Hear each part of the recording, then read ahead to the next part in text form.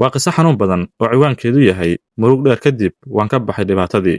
Haddaba saaxiibayaal, halkan waa qiso iyo qalin. Waxaan ku soo gudbiyaa qisooyinka nolosha, sheekooyinka iyo xikmadaha. Haddaba muuqaalka like noo saar, channelkana subscribe noo dheh si aan meel fiican u gaarno. Aan u gudagalno sheekada.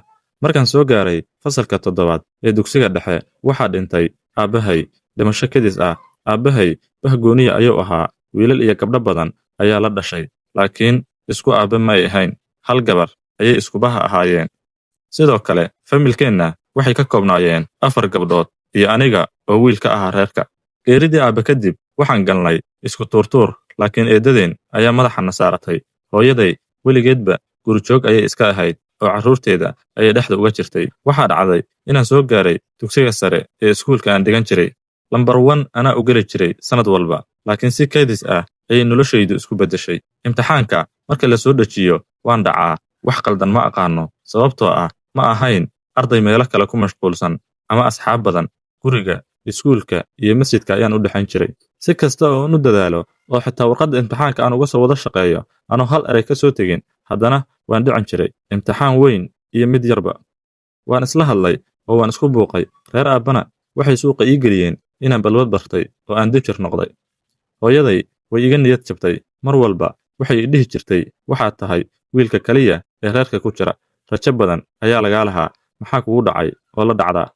Si walba waxaan isku dayaa hooyo inaan u sharxo waxa qaldan, laakiin ima dhegaysato. Hooyaday waxay bilowday canaan iyo caay. Dhibaatada i haysata waxaa iiga darnayd hooyaday hadallada xanafta leh ee iigu leedahay. Guriga haddaan ka tago, meel aan aado ma aqaan, oo wiil yar oo weligiis gurigooda dhaafin ayaan ahaa. Habaryarahay waxay bilaabeen inay idhahaan waad khasaartay, waa lagugu khasaaray. Eedooyinkii sidoo kale ayagoo waxba nagu tari jirin ayay haddana i caayi jireen.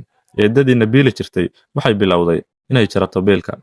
Annaga waxaan ahayn dad aabahood u shaqayn jiray, raaxo u bartay oo aan weligood bannaanka ka soo shaqayn. Hooyaday iyo walaashay weyn waxay bilaabeen inay shaqeeyaan. Walaashay markaas mar u dhow ayay jaamacad ka baxday, laakiin nasiibkeeda horay ayay shaqo ka heshay inkastoo lacagtu ay yareed. Hooyadayna suuqa ayay gashay iyada iyo walaashay kale.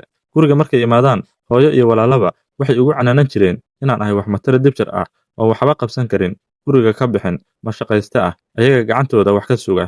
Waxaan go'aansaday inaan dhuunto oo aan tahriibo, laakiin waxaan soo xasuustay xaaladeenna iyo reer aabbahay siday xaasid u yihiin. Habeenada ka mid ah waxaa noo yimid adeerkay oo marti ah, magaalo kale ka yimid oo aabbe isku aabbe yihiin.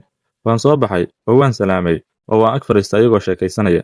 Markaas ayuu wuxuu yidhi, walaalkay wuu khasaaray, waxaanu nin ahaan uga tegey wax mataraha ah. Kadib waan u jawaabay, waa kan igu soo booday oo i dilay. Iska celi markaan damcana, hooyo ayaa igu tagtay. Guriga la iga soo buriyey. Xaafad dariska ah ayaan habeenkii u tegey. Salli ayaan soo qaatay, bannaanka ayaan dhigtay. Ilaahay ayaan gacmaha u taagayay habeenkii oo dhan, anigoo aad iyo aad u oynaya, qalbigaygana holac ka baxayo iyo ciil. Isma aanan lahayn ducadaada ayaa sidaan dhaqsiyaha badan lagu aqbali doonaa. Cidna ma habaarin, kaliya Ilaahay waxaan ka baryey dhammaantood inaan ka sarreeyo oo hoosteeda ay imaadaan.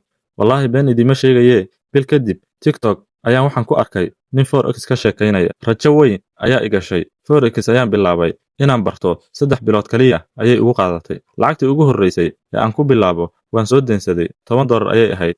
Anoo Ilaahay tala saaranaya ayaan ku biiray. Ilaahay wuu ila kala kiciyey. Markiiba waan fahmay. Faa'iidooyin badan ayaan ka sameeyey. Sanad iyo bar markaan ku jiray, wallaahi lacag fowqul aqli ah ayaan ka helay. Hooyaday iyo walaashay waa ka fariisiyey suuqa.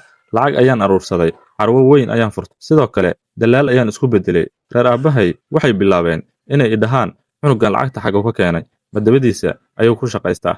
Waxaa kaloo jirtay qayb i tuugsata oo shaxaad ii soo doonata, laakiin aniga dhagax ayaan iska dhigay. Intaan caayo ayaan ceyrin jiray ayaga iyo carruurtooda. Waan ogahay waxaan sameeyey wax fiican ma aha, laakiin sharaftayda waan u dagaalami karaa.